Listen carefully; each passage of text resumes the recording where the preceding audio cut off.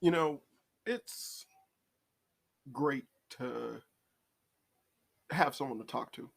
Um, I'm not saying this is like some depressing PSA, but I mean this in terms of getting your opinions out or essentially getting to that moment. Like if you've ever been in a good conversation with someone, your mind sometimes goes to a place where you weren't even aware that you already had put your mind into. Um, if you've ever did anything like that, then you probably understand what I'm talking about. It's something to where upon discovery of yourself, you never knew that you were capable of such thought until it just happened to slip out upon a conversation or a word being said or something that was done that sparked that thing that you had in you that was buried deep. And then upon that conversation, it snapped and then it was able to come out and then you was like, wow. And at that moment, you say something that you generally you're speaking it, but then you're realizing what it is that you're saying at the same time. Now, I know if you don't understand what I'm saying, like I know it's hard to explain this, but if I was to give an example, it would be to where you're you're aware of what you're saying because you're saying it, but it's like you're hearing it for the first time. It's never been something that you've talked about or anything that you had rolling around in your head or anything like that. But when it came out, it was like, huh, this is how I truly feel about this. And it's coming out and I'm hearing it for the first time. Wow. It's deep, methodical, and it's how I really feel. And I should run with it. And it generally, sometimes it shifts the way how you think. It changes your perspective of a lot of things. It makes you um, accessible. Like it makes you accept, I should say, it makes you accept um, certain aspects of life that you were kind of on the fence about. When it's like essentially after you said what you said, you realize, no, this is how I feel about that, and I'm sticking to it because it's just how you got there was so profound that it shifts your complete mental state. Um, this has happened to me quite a bit, but recently, if you didn't know, I didn't do an episode on Monday, and that was because I basically got caught up doing stuff, and I just kind of forgot. But one of the things was that I forgot to is that I was going to record a podcast with my good friend Kevin. He's been on here before, but basically we just me, him, and my other friend AP, who has been on here before. You might know him as his gamer tag Lucky Loops, um, known fighting gamer. Um, but we essentially all were just just shooting the shit like you do with your friends, and I just plumb forgot, just forgot to just hit record or whatever. And essentially, what we were doing and talking about is kind of what I wanted to get as a podcast, but eh, shit happens. So that's why no episode Monday. But it struck a chord with me while we were speaking, because then me and Kevin just kind of were going back and forth and talking and discussing things, and essentially an idea popped in my head. It came out where it solidified my mindset towards something. And one of those things being that the Marvel movies are irredeemable. I am totally okay with those things just being gone. And it's not like I've been holding out hope that anything new or good might come out from it. Hell, most of the stuff that I would hear them discuss or bring up in topic or whatnot were things that I generally thought of as this might be something meme worthy to go see, not necessarily anything interesting to go see. Uh, I feel that the last bastion of a good movie from them would be the Spider-Man No Way Home movie, which by all accounts is something that generally you can kind of be like, Sony fit the bill for it, but it was Disney writers and shit like that. And then even that movie, it made over $1 billion. Yes, it did. But I that movie is a 50 to me. It's a 50-50. To me, it is equal to Spider-Man 3. And like this isn't anything like like I am prepared to argue against anyone who would say otherwise. But I truly believe like that movie isn't really worth $1 billion fucking ticket sale, but that's what it did. And it's like, hey, and it's like, to much to my dismay, that's what happened. That's what it did. Move the fuck on. Uh, but I feel as if that was the last time that was ever going to happen. Um, Considering the quality of, well, the quality and the quantity of stuff that's coming out under the banner of Marvel, under the Disney umbrella. And I'm perfectly fine with it dying. If anything, I urge people to reach that same conclusion.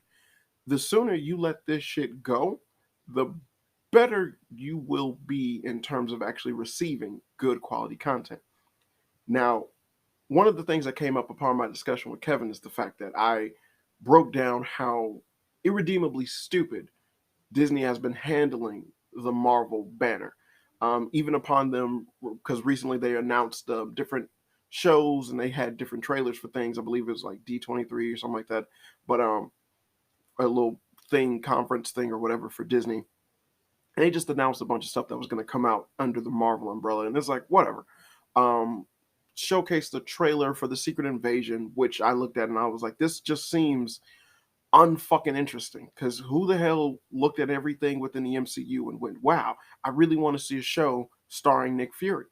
You know, fuck the concept of being like Samuel L. Jackson being in something. Like, no, Samuel L. Jackson is an amazing actor, but I don't want to see something that I know is going to be irredeemably stupid, dumb, controversial, um, continuity flawed. Like, I'd rather not see something like that just so I could get a glimmer of his acting skills. I would rather him just be in something that's actually fucking good. Then I can enjoy Samuel L. Jackson and good content at the same time. But that's not going to happen.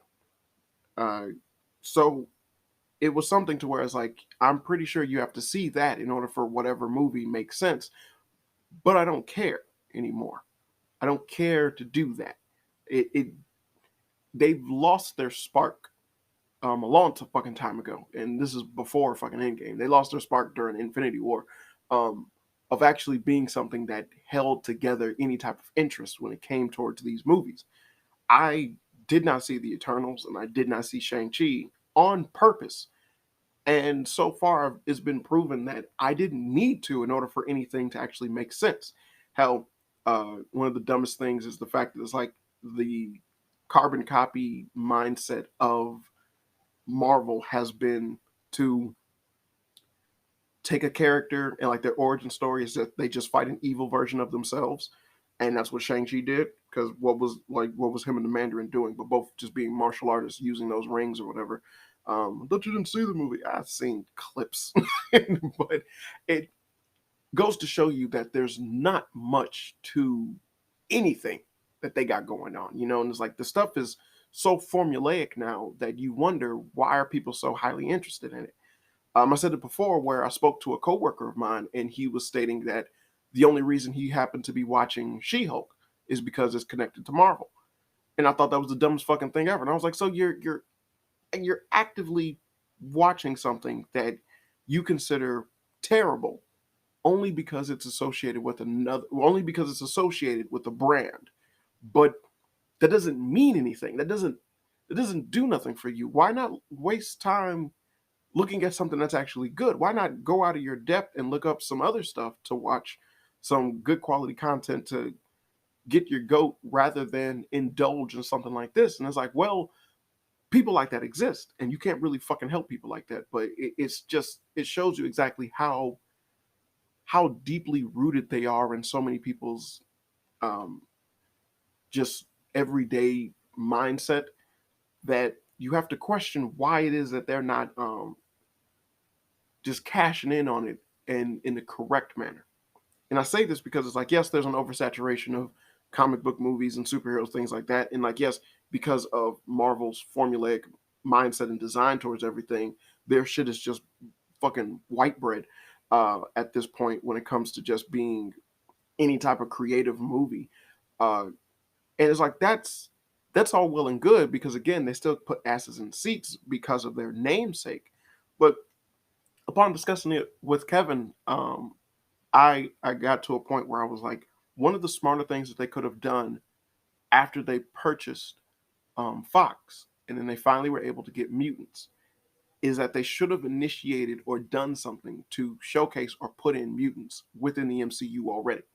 The fact that that is still not a thing, yet we're getting something about Echo, a character who was a villain on a fucking TV spin-off thing about Hawkeye, whom was a terrible villain at that, and a fucking Mary Sue of a character as well. Yet they're getting a show.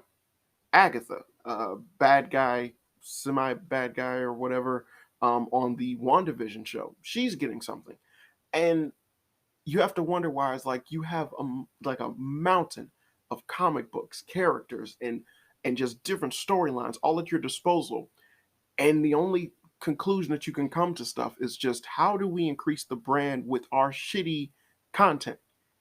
And it's just insane that that's the mindset of these people when their ultimate goal is to make money, but their goal is making money using nostalgia and their namesake. And so then just being someone who isn't getting paid the big bucks, my mind went to a place of they could have easily implemented different mutants or the concept of mutants early on within the MCU after the acquisition of Fox, and it wouldn't have been a big deal. You could have had it to where they've been hidden this whole time, or they've been hiding out and things like that, and it would have just been fine. Hush and whispers of the concept of mutants and things like that. Seeing as how they started implementing people with special abilities, especially like if you've seen the She-Hulk show, you got Asgardians going around doing whatever the fuck they want, and it's like whatever. Um, so it's not that far fetched that they could have implemented something like that. Let alone it be a tangible thing that people will get excited about with the MCU. Hell, one of the biggest issues that the entire Marvel banner has in general when it comes towards the MCU is that there is no direction. They have no plan for anything. Most of the shit that they're doing is copying Josh Whedon's work. And then other than that, everything that hindered on what they built up over the past 10 years was shit that Josh Whedon hinted at within the movies that he created for Disney, which then they promptly made like he wanted to never work with them again because of how formulaic, stupid, and dumb that they were when it came towards just actively creating movies. And it's like, hey, we like the way you do shit. Yeah, but that's how I do shit. But you can still have your movies, these characters and whatnot, go different routes and then still meet up and then have a good movie like The Avengers where it's fun loving and they're joking and whatnot. But someone can be completely dramatic, like completely destitute and dramatic and downright sad. And then someone can have an upbeat, happy go lucky, wonderful movie. And then you still put them together and you make fucking lemonade. But that requires talent in the scope of writing, which Disney has constantly refused to actually adhere to. I mean, look at their concept when it comes to actually picking directors for their fucking thing. It's a genius move in terms of being cheap, but what they do was that they assign young, newer actors these big, long running contracts, right? That way they can get them for years and they can hold on to them because they're going to play a character and they need them to represent that character over and over and over again, right? That's a smart thing to do. But then they also go and get these young directors to be the ones to do whatever it is that they want because older and more experienced directors have their own way of doing shit. They can understand when they can see bullshit a mile away because they more so often than not have either helped make some or they've made mistakes making things or like whatever. And like again, going off of Josh Whedon's fucking repertoire, the man has done a lot of successful things, creating his own fucking successful TV series, being Buffy the Vampire Slayer and Angel. Angel far superior than Buffy, by the way. But and then a multitude of different movies that have actually done fairly well and successful. He's someone who's actually written for comic books. He actually knows the characters and understands their concepts. So, I mean, the man was smart enough to put in something that Edward Norton wanted to do for the Incredible Hulk, but they decided not to because they didn't want his character to get that dark. And then when it was put into the Avengers, it's something that is still reigned as an iconic thing for Bruce Banner to say about his struggle dealing with the Hulk. And how fucked up was that, and how they treated Edward Norton when it came to the Incredible Hulk movie, which is a really good movie, by the way. It's honestly, it's the best Incredible Hulk movie and the best portrayal of the Incredible Hulk as well. But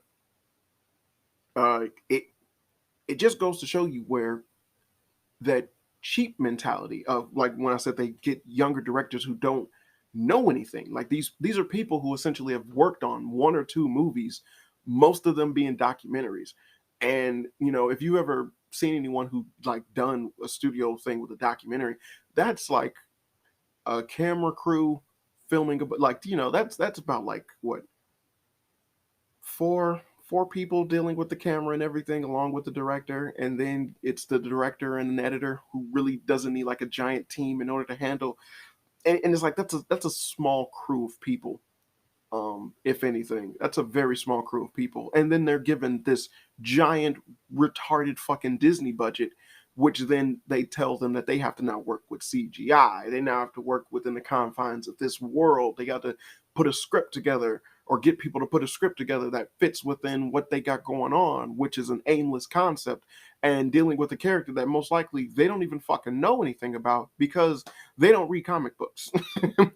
And then essentially they just got this list of rules and things that they want within these movies that the director has to go and do in order for shit to get done. And then you have like the issue with the She-Hulk show that recently came out, where it's like the CGI is so god fucking awful, but the person who was working on the show has no idea how to do CGI, right, as a director. So one of the things that was implemented upon, like I believe is an article where an ex special effects person that worked with Disney before was able to explain, and it's like, yeah, one of the main problems is that because these people don't understand special effects, upon them showing things like a alpha build of a character, or it's like, hey, this is this is before the final render, and so I'm just giving you a look on what is going to look like, so we can get constructive criticism as for everything later on. And then essentially, because you have these inexperienced people working on stuff, they just assume that that's the finished product, or like that's as good as it's going to get. And then they don't understand that no, it still needs time in order for it to be finalized and look well within the project. And then it's like, no, I'll just take it as is. And then you get this subpar lack of quality in work because you're dealing with people who don't know what the fuck they're doing. Hell, look at how the MCU itself ended. It ended with the direction of the Russo brothers, who they had work on the Captain America Winter Soldier, as well as the Captain America Civil War movie, and they did Infinity War. So then upon them doing Endgame, it's like it made sense. But the Russo brothers have a huge credited list of different movies and shows that they worked on, to where it showed that they have experience in doing shit. So them pulling on the reins and then taking over for the formulaic nonsense that they did by copying Josh Whedon is acceptable, but it didn't change the fact that essentially Disney's mindset towards everything else is get someone new, get someone new, get someone new, get someone new, and then they don't know what it is that they're doing, and then Disney does not care. So you have this sense of irresponsibility um, backing everything that they got going on, as well as a lack of direction. And then you also just have the notion of just being completely uncreative when it comes towards one of the biggest creative fucking industries that the world has ever seen, which is comic books, as well as comic book characters. And as much as people like to argue and bitch over shit about like different universes, different timelines, and things like that, well, I also adhere to the fact that I agree with that sentiment, but at the same time, I understand how comic books function. They've been around for so many years that they've had different writers, different artists, different people um, adapting the characters and the concepts. Hell, there's a majority of things that I like about Spider-Man that essentially are brought upon or fleshed out with other people's runs of Spider-Man. Hell, I get upset at playing the new Spider-Man video game because it's like no one has gotten him to swing in the way that would be his style of swing because of how limber and acrobatic he is, considering what they have him do on some of the comic books. And it's annoying that essentially they just bog it down to essentially like a gymnast swinging on a rope or something like that, rather than someone whose body can contort and twist in the ways that Spider-Man could. And I've never really seen that except for things back in the old PlayStation 2 era and the PlayStation 1 and PlayStation 2 era. So if you remember Activision's Spider-Man game, which is a beautiful game, by the way, as well as Spider-Man 2, which is hands down the best Spider-Man game that's ever came out. Uh, it's it's like it's sad to where it's like, why are you so grounded in realism with a character that is anything but real? And, and it's like you don't have to do that. And it's like now, I like the game, mind you. Like I do like the game. I just hate when like continuity breaks and then like, ugly fucking Mary Jane that's a reporter because Lois Lane and I can do anything. I'm your partner. Fucking idiots. Why do you people do these things? But I still like the game, but still it's one of those shortcomings to where it's like, yeah, quit being grounded in realism. Have his feet touch his ears, God damn it. I want to see him shoot out web while his leg is hanging way up in the air as if he's some crazy contorted cat trying to lick his balls. That's what Spider-Man can do. So let that be a thing. Let him be able to do that. You're tackling Spider-Man. You don't need to fit within the realm of just, go keep it. We got to keep it real. We got to keep it real. No, nigga, I'm swinging over New York City. This should be enjoyable, not just fast. It should just be so I can get from one place to the other. It should be where I spend hours just swinging through New York as Spider-Man and enjoying it and immersing myself in that concept. So what the fuck am I getting at? What am I getting at is like again, it's terms of lack of creativity. Uh, One of the things that I thought about in terms of what the MCU actually could do is actually create their own separate timeline. And what do I mean by a separate timeline? Well, a separate timeline basically should have been the first idea that popped into their heads upon the acquisition of Fox and getting the rights to the X-Men again, but getting the rights to do X-Men pictures, not just the cancellation or the complete uplifting of anything that Fox had out under the X-Men umbrella, but thinking of what to do with the next generation of stuff now that we own X-Men. And so then that goes into the concept, like I said, with different retellings of stories and things like that. But it gets into that motion of where it's like you have a medium that did that. Comic books have alternate universes. They have different tellings of stories. They have reimagining, reboots, retcons. They have all of this shit within your disposal. That's what you have in front of you. Utilize it, goddammit. It's not that hard to write this shit. It isn't. You have literal storyboards laid out in front of you. All you need to do is piece the shit together. But you're so up your own ass with this bullshit when it comes to agenda pushing, lame ass writing, uncreative motherfuckers behind things that you just get bogged down so much by just bullshit where the top execs only want to see money and everyone else just generally does not care. And again, it's a flawed system to begin with because, like I said, when it comes to just making the movies in general, you're copying a formula by someone who actually knew and cared about this content. And then the formula is being copied by a bunch of people who don't care and don't know anything about the content. And you're wondering, why is it doing so bad? Right? And it's like the fucking writing's on the wall. You're a pack of idiots right now. But think about what I said when it comes to doing a different timeline. That would have been a perfect way to introduce brand new characters as well as revitalize old ones. So now you get to create your own Wolverine, your own X-Men, your own Professor X and whatnot. Hire new actors to play these characters, put them under your contract. Now I'm just speaking in terms of a fucking righteous businessman right now. Fuck content and seeing things being done right. But this is just a way to do it. You could have implemented your own fucking X-Men, your own world. You can have it to where this Marvel universe within the MCU, mutants are hunted while heroes are respected. You can have it to where, hey, Spider-Man's a major player, or he isn't. And it's like there's different characters that you own fully that you can now use like crazy and whatnot, or you can just annex them completely. And it's like you can have it to where now Shield is the bad guys because they're hunting down mutants and they don't really give a damn. So you can have it to where, hey, maybe the Shield in this universe is ran by Nick Fury and it happens to be the white guy, or it could be Samuel Jackson again. Or you can have a brand new Iron Man and Captain America, different actors. Or you can have some actors revitalize the role within a different universe, but you still just let people know, hey, this is an alternate universe.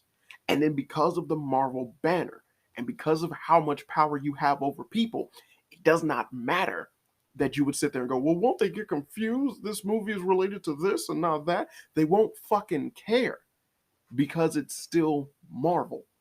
This is what I'm saying when it comes down to just being fucking creative and cashing in on this thing that you have. You can just constantly make different timelines of shit where your movie, your settings, and everything that you control is different whenever the fuck you want, keeping your brand alive continuously.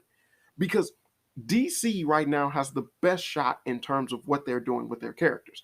Now, far be it that they're only using and focusing on their major characters, but they don't have the backing that you did in terms of introducing, bringing up, and then showcasing brand new characters that make people excited about things.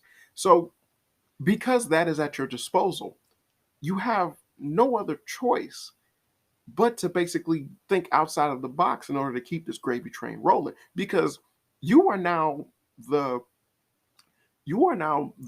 what is it, the masters of your own destruction, as you're pushing this shit into the dirt without giving it any signs of life whatsoever. When it would be so ingenious, how awesome would it be if you was to make up your own separate timeline of shit, right? And then it's like people got to see these movies from start to finish. Now you got a new generation of people watching a brand new generation of MCU, but you're still continuing the one that you got currently with all of its fucky glory. And then you can have it to where at some point in time there's a goddamn crossover between the universes. If you was to do that, you would spend a solid year getting writers to sit down together, different people who you want to work on different scripts, to all sit down and then hash out a fucking timeline story for this elongated extra content or whatever, which is what you should have did as soon as Endgame was announced. So you can understand and think of what the fuck you want to do with this. Where is your end goal? And then you can have it to where now when you get to a point where your universe is finished, hell, a timeline in which Galactus wins and everyone is just dead, a timeline in which these things like which these an alien invasion happens and then you get the fucking Marvel zombies or something like that. Just different universes that can have these different conclusions of things that still tickle all of those nerd balls about different comic books that they know and have the different taglines, even though that doesn't mean shit. You could still do that, make a bunch of money, and then not have to adhere to keeping everything within a continuity issue with dealing with this one solid timeline universe that you now have, which is basically complete fuckery. So why is like the major question is like, why haven't you thought about something like that? Why wasn't that like one of the first ideas to pop into somebody's head upon the acquisition of Fox when it came towards dealing with Marvel and now having ownership of the X-Men characters and all that comes with that? How wonderful would it have been to actually do a Civil War movie? How great would it be to make a World War Hulk or a Planet Hulk movie now that you have access to all these plethora of characters that you couldn't use at first, but now you can. And it's like the only thing stopping you is the fact that you guys are just too fucking stupid to get it. So then you could use your main MCU timeline and introduce brand new characters whenever you want, much like you did with America Chavez within Doctor Strange Multiverse of Madness. Terrible fucking movie, horrible fucking movie, but still, you let in a character that basically a lot of people don't know anything about. And because that's the power that you have by using known characters backing in the concept of it being related to the MCU, all you would do was just print money from this shit. That's all it would do was print money because you would have an endless supply of content that could come out rather than choking yourself with the slow content that you're putting out. So then you could focus on just the major superheroes dealing with things. Then you could focus on big team ups as well as like these other characters coming from different places and not having to worry about explaining everything. You can have it to where, hey, in the regular MCU, we already have She-Hulk. People know who She-Hulk is now because of the MCU. But in your alternate timeline, you now no longer have to worry about an origin story. The origin of this She-Hulk in this timeline is totally different from the one within the MCU. Well, the first timeline of the MCU. But now, because that is the case, her origin can just be a mention rather than something that you need to focus on and then redo and then re-show. And then that's just an easy way of stepping over that thing, because that's the same thing that they did when they did comic book runs. Is that when the next person took over, hey, we don't have to go over the origin because they had just assumed motherfuckers know who this character is already. That's why they're buying this book. It happens all the time. There have been different reimaginings of origins. There have been different origins just never being told before, and there's the character just dropping, you just drop them right down and then boom, off to the races. So it's idiotic to me that, because that's something that I essentially came up with within the span of a couple of fucking minutes, and you actually have people who, you have a team that's dedicated to possibly doing shit like this. One, makes me sad because it's like they make more money than I could possibly dream, and it's like, my God, how bad would it be for a corporation to just go out of their way to like contact like a fucking some of the YouTube reviewers or shit like that and then get their opinion on things in order to make their stuff better so they can make more money. Would they be against it? Fuck no. It'll be a chance for them to fix the things that you've broken because you've done shit that pissed them off. Would that be something that would be good? Yeah, those people would probably promote your next project or whatever, because it's like, hey, now Disney's starting to get their act together because they use me. And all that would do was just generate good positive buzz for you, but you're too fucking stupid. So it is just something to where it's like, upon reflection of just coming up with that idea and whatnot, it hit me to where it's like, I don't care. Now, I've said that before, but it just really sunk in at just the mindset of I don't give a damn, I don't care. This is no longer something that I feel is a necessity to anybody. It's not that the comic book craze is over with or that I'm tired of seeing comic book characters. Anytime someone decides to make a Spider-Man movie, I'm there. I want to see it. I love Spider-Man. That's my favorite superhero. I'm not bogged down by an overabundance of movies by him. Fuck no. Same thing for Batman. I don't give a damn how many fucking Batman movies they make. I like Batman. Why wouldn't I watch it? Saw Batman Returns, I don't know how many goddamn times growing up, and it wasn't even my movie to own. My aunt had it. I kept borrowing it. I was like, I loved it. So it's not logical to me to sit there and believe that this shit is just gonna, like, it would be bad if it just completely went away. Like, no, it'd be great if it completely went away, because it's not doing anything good. It's not doing anything tangible. And the rate in which it's going and the route that it's going in right now, I don't give a fuck about what's happening. I'm not gonna watch Echo. I'm not gonna watch Agatha. I'm not gonna watch the fucking second misspoke. The second Black Panther. I don't give a fuck about that stuff. Why should I? Why should you? What exactly is gonna be anything worthwhile in terms of seeing it? What, they're gonna introduce Namor? Do you know who the Submariner is? Who gives a fuck who the Submariner is? That's why no one cares. The Submariner is a knockoff Aquaman, and I don't know if you know this, but people don't like Aquaman. What Jason Momoa did was a fucking godsend, and Lord knows if that's going to happen within the sequel. But please, ooh, Submariner, because all this stuff within the comics and Submariner and Black Panther, guess what? Rather than either not do the movie because of T'Challa, they only had 3 options of what to do. One was replace him with the sister, because that's what the female MCU bullshit does now.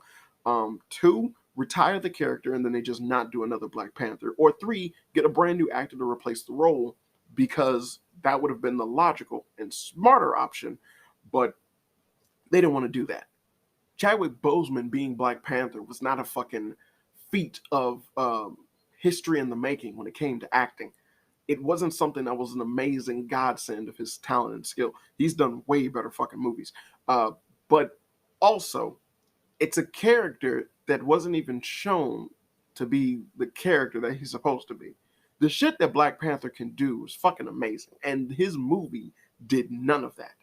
So his sequel should have been the thing that would have basically gave new light to all the stuff that he can accomplish, that he can do.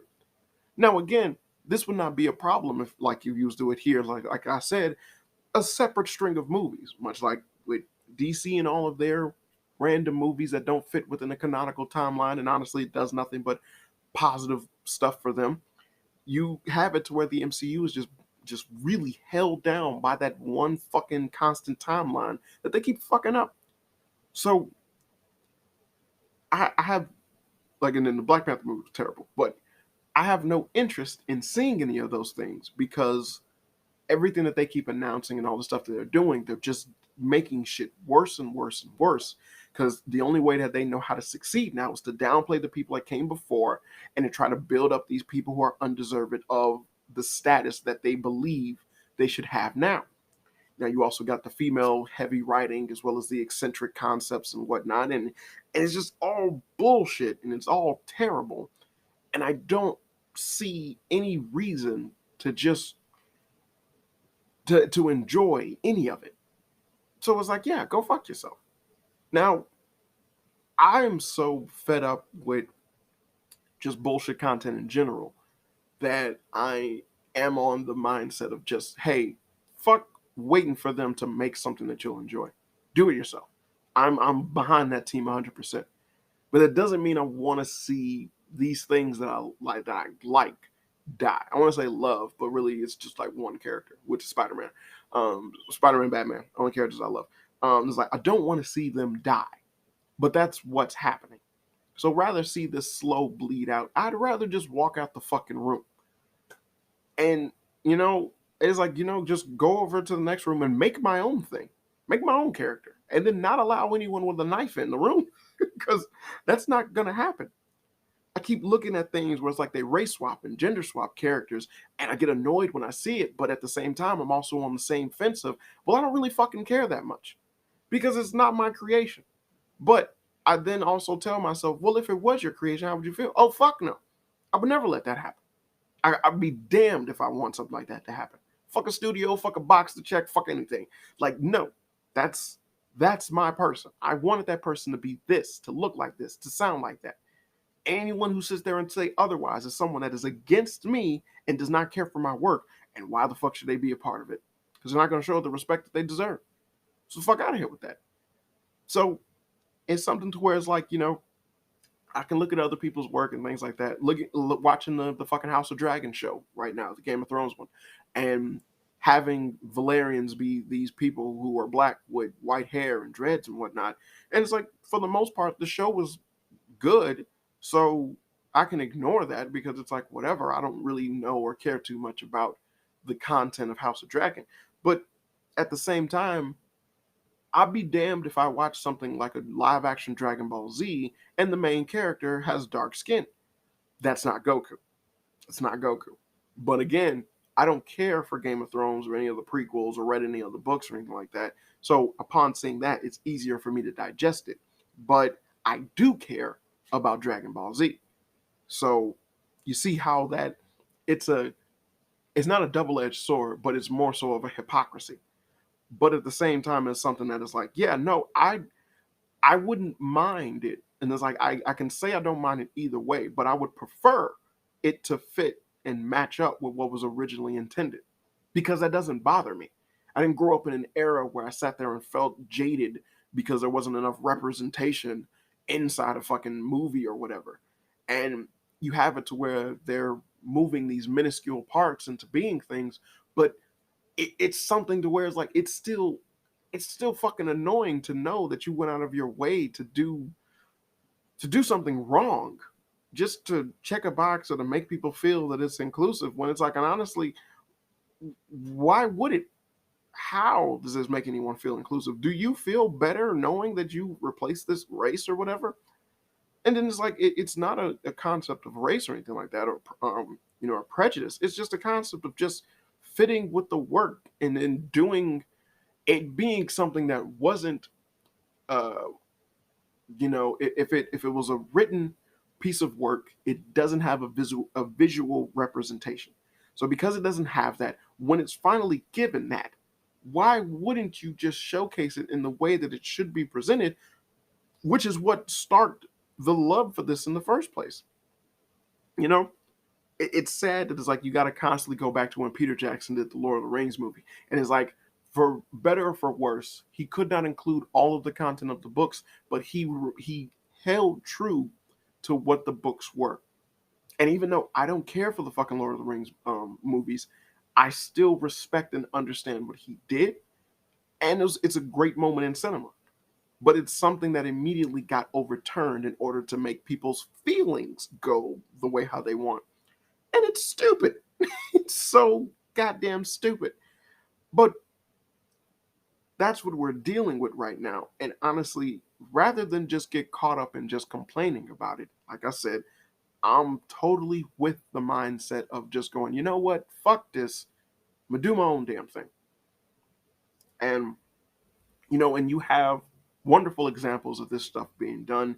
What is it? The Young Ripper guy who he created his own comic book, did a fucking it's not a crowdfunded thing, but he basically just um, put in like orders and shit like that for it.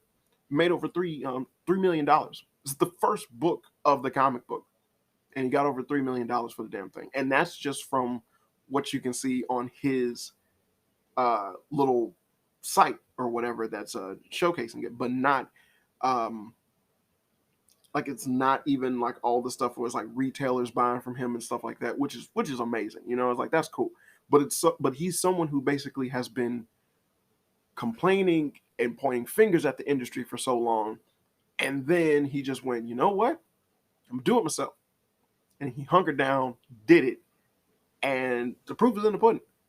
And for someone who spent so many years being like, I felt like he just goes in with continuity. He talks about how things are crazy within the comic books. And, he actually buys comic books. He knows about stuff. He knows artists and things like that. And actually got professional artists that used to work for the big name, the big two, really, Marvel and DC, and got them to help make his comic. And now he's doing the damn thing. You just have to appreciate the fact that it's like he's basically, well, not, it's not him, but it's like he's a part of what should be the new era of content. We no longer need to deal with Disney and all their bullshit, or DC not understanding what the fuck it is that they got or how to do it. Hell, as much as the Batman was okay, I just hate the fact that it's like you go in and look at like the special features of the movie or something like that, and you see the director just talk about just talking out of his ass when it comes to handling these iconic characters that are iconic for a fucking reason. Where it's, I thought the Riddler should be like the Zodiac Killer. No, you fuck, the Riddler should be like the Riddler. And it's sad that so many people criticize and talk about Jim Carrey's portrayal of the Riddler, but Jim Carrey portrayed the Riddler very well. Like, he did him fantastic, to the point where even wearing the goddamn onesie, which is something the Riddler has worn. So he wore the onesie, he wore the suit with the bowler hat. He did the whole damn thing. The whole movie consisted of him constantly giving riddles that let you know he was the one that was giving the riddles in the first place. This shit, he even stopped Two-Face from killing Bruce after he figured out Bruce Wayne was Batman. Stopped him from killing him because that's his point, is to prove that he's smarter, to prove that he's more intelligent. He did so much in terms of the Riddler, and then you just have so many people who look at the movie and go, yeah, Joel Schumacher. Nipples on the suit. Yes, those were bad things. The fucking laundry scene is the funniest thing in the world. I love it to death. Been watching it for years. I have a VHS copy of the goddamn Batman Forever movie, by the way. Grew up watching it. But it is always, it's like, yeah, there's ridiculousness in the movie, but you cannot shy away from the fact that Joel Schumacher did a fantastic job of doing the Riddler the way how he's supposed to be done, and then Jim Carrey did a fantastic way of doing it. But then you get the Batman movie, and the only interaction between Batman and the Riddler was done, that was actually done in terms of it being how the Riddler would be, was done in a fucking way, was done like in the middle of the movie, and then you never got anything like that ever again with them.